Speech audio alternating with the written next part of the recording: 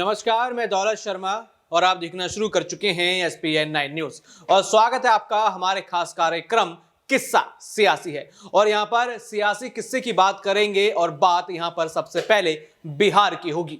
यहां पर बिहार में फिर दोबारा पलटूबाज नीतीश कुमार ने सरकार बदल दी है, लेकिन अब उनकी सरकार को लेकर तमाम भविष्यवाणियां शुरू हो गई हैं।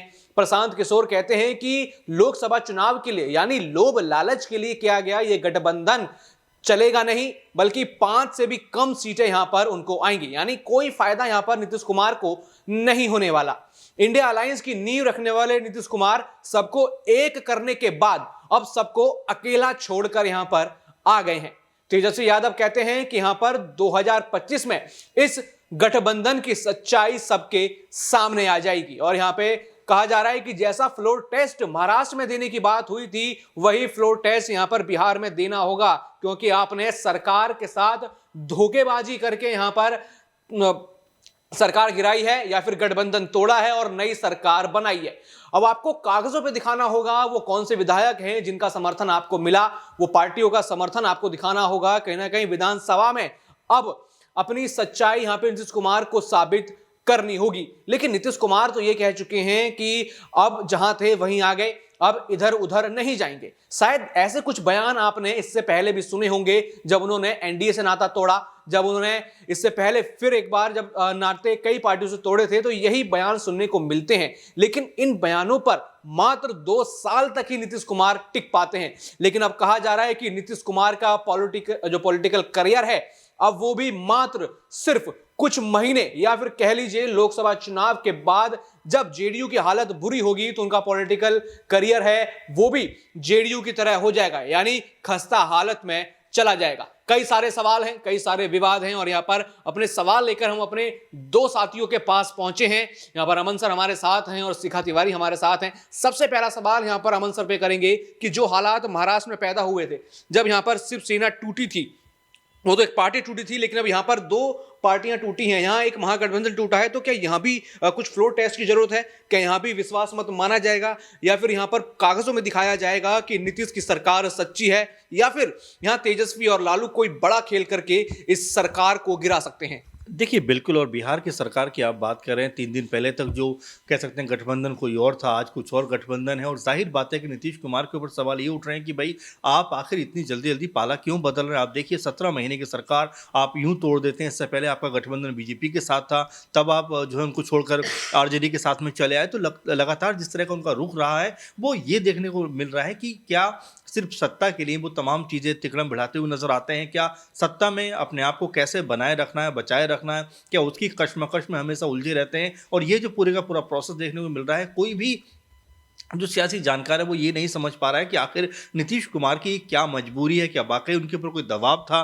क्या वाकई आरजेडी उनके ऊपर एक तरीके से प्रेशर क्रिएट कर रही थी? क्या जो नीतीश लगातार कहते भी रहे ये बात कि जिस तरह से लालू अपने बेटे को जो आगे बढ़ाने का प्रयास कर रहे थे, क्या उससे वो परेशान थे? तो कुल मिलाकर कई ऐसे सवाल हैं जो अभी भी जिनका जवाब नहीं निकल के आ पाया है और अभी भी स्पष्टीकरण नीतीश कुमार नहीं दे पाए हैं। बड़ा सवाल यही है कि क्या आने वाले वक्त में जिस तरह से हम बात कर रहे हैं कि जिस तरह नीतीश कुमार ने सरकार बनाई है, क्या उनके साथ भी कोई बड़ा खेल हो सकता है? देखिए, अब अगर आप जो इतिहास को खंगालें तो जो बीजेपी ने नीतीश कुमार का भी साथ दिया है, उसी तरह से उन्होंने महाराष्ट्र में किया, मध्य प्रदेश में किया, कर्नाटक में किया, गोवा में किया, और जिस तरह से देखा जाए झारखंड में भी लगातार ये बातें सामने आती रही कि वो सरकार को तोड़ना चाहते हैं। तो ऐसे बहुत सारे सवाल हैं कि क्या इस पूरे षड्यंत्र के पीछे बीजेपी है? और अगर तेजस्वी ने कह सकते हैं अगर खेल कर दिया, यानी कि जो जेडीयू के अंदर जो ललन सिंह है उनके ऊपर लगातार बात हो रही है कि वो जो नाराज़ हैं और विधायकों को लेकर इस तरफ आ सकते हैं, तो ये जो सरकार बनी है ये बनने के बाद बिखर सकती है, क्योंकि ऐसी कई सारी सरकारें हैं जो जोश में बन तो गई हैं, लेकिन जैसे उनका फ्लोर टेस्ट होता है उसके बाद वो कमज़ोर पड़ जाती हैं, अपने लिए समर्थन जुटा नहीं पाती और सरकार धाराशायी हो जाती है। कुछ ऐसा ही बिहार में भी लग रहा है कि कहीं ऐसा तो नहीं है कि आने वाले वक्त में जब सदन के अंदर जो आरजेडी है इस बात की मांग करे कि भाई आप फ्लोर टेस्ट करिए, आपके पास जो विधायक हैं क्या वो आपके साथ हैं, और अगर उसमें नीतीश फेल हो जाते हैं तो मान के चलिए कि यहाँ पर सरकार गिर जाएगी। तो अभी जो स्थिति है उसको देखकर ये अंदाज़ा ज़रूर लग रहा है कि आने वाले दिन नीतीश सरकार के लिए, जो नई नवेली सरकार बनी है बीजेपी के लिए के साथ में, उनके लिए अच्छे नहीं हैं। बिल्कुल, यहाँ पर मुश्किलों के दिन बताए जा रहे हैं, लेकिन ये मुश्किलों के दिन कहीं ना कहीं लालू प्रसाद यादव के साथ भी जुड़ गए हैं। एक रात में सरकार गिरी और सुबह ईडी का फरमान और वो ईडी ऑफिस पहुंच भी जाते हैं, लेकिन उसके बाद जो उनकी बेटी हैं वो बड़े बड़े वार यहाँ पर भाजपा पर करती हुई नजर आती हैं।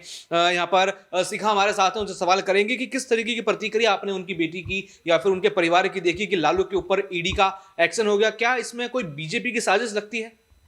जी देखिए, जैसे हमने देखा कि एक दिन पहले नीतीश की सरकार गिरी, नीतीश ने इधर से पलटी मार के एनडीए के साथ गठजोड़ कर लिया, उनके साथ अपनी सरकार बना ली।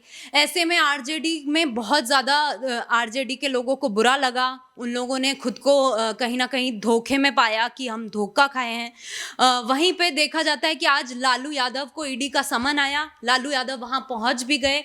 वहाँ उनकी बेटी साथ में जो थी रोहिणी यादव, वो ट्वीट पे ट्वीट करने लगी कि उनके पापा को ना पकड़ने दिया, ना किसी को उनके साथ अंदर जाने दिया। तो इससे उन्हें ये भी आरोप लगाए सरकार पे कि जैसे ही हम विपक्ष बने वैसे ही हमको समन भेज दिया गया, वैसे ही ईडी भेज दिया गया।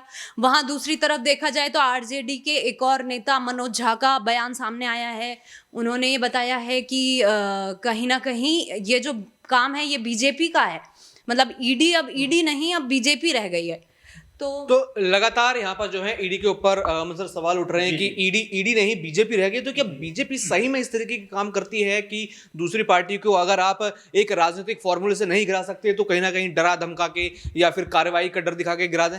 देखिए बिल्कुल, और लगातार जैसा शिखा ने कहा भी कि वास्तव में बात ये सही है कि ईडी की बात लगातार होती रही। ईडी के बारे में आपने देखा भी, चाहे आप दिल्ली की बात करिए, झारखंड की बात करिए, वेस्ट बंगाल की बात करिए, बिहार की बात करिए, जहाँ पे भी गैर भाजपाई सरकार है उनके ऊपर लगातार दबाव बढ़ा है और लगातार छापेमारी हो रही है। हरियाणा में आपने देखा कुछ दिनों पहले कि भूपेंद्र हुड्डा के ऊपर भी लगातार जो है उनसे पूछताछ हुई और इस तरह का माहौल हमने आज भी देखा कि जब लालू के खिलाफ पूरे का पूरा मामला निकल कर सामने आया। तो ये जो पूरे का पूरा प्रोसेस है ये समझ में आता है कि क्या विपक्षी दलों पर ही ईडी के सारे जो कह सकते हैं कि वार चलते हुए नजर आते हैं। जो सत्ता पक्ष है उसमें सारे लोग ईमानदार हैं, क्या उसमें कोई भी जो है व्यक्ति ऐसा नहीं है जिसके ऊपर इस तरह के आरोप हों? अजीत पवार देखिए, उनसे पहले पीएम मोदी क्या कहते हैं उनके बारे में, जब उनके दल में आ जाते हैं कहीं कुछ नहीं होता। नारायण राणे और तमाम ऐसे नाम हैं जो पहले जिनके ऊपर तमाम घोटालेबाजी के कह सकते हैं मामले होते हैं, लेकिन जैसे ही वो बीजेपी में शामिल होते हैं वो सब खत्म हो जाते हैं। तो कुल मिलाकर जो विपक्ष कहता है वो यही बात कहता है कि भाई आप हम पे तो तमाम दबाव डाल रहे हो, हम पे तो आप छापेमारी करा रहे हो, हमसे सवाल पूछ रहे हो, लेकिन जो लोग आपके सत्ता में बैठे हुए हैं उनके ऊपर जो आरोप है उनसे आप कोई सवाल नहीं करते।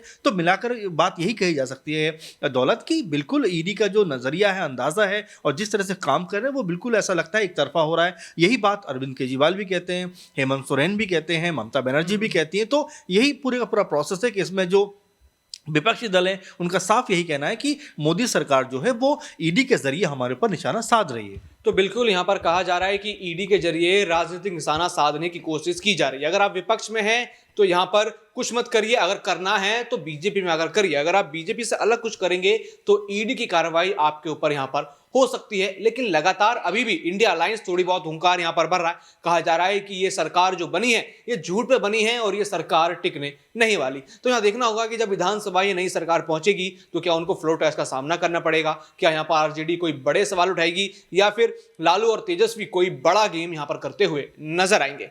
बाकी और भी ऐसी खबरें जानने के लिए देखते रहिए SPN9 न्यूज। धन्यवाद।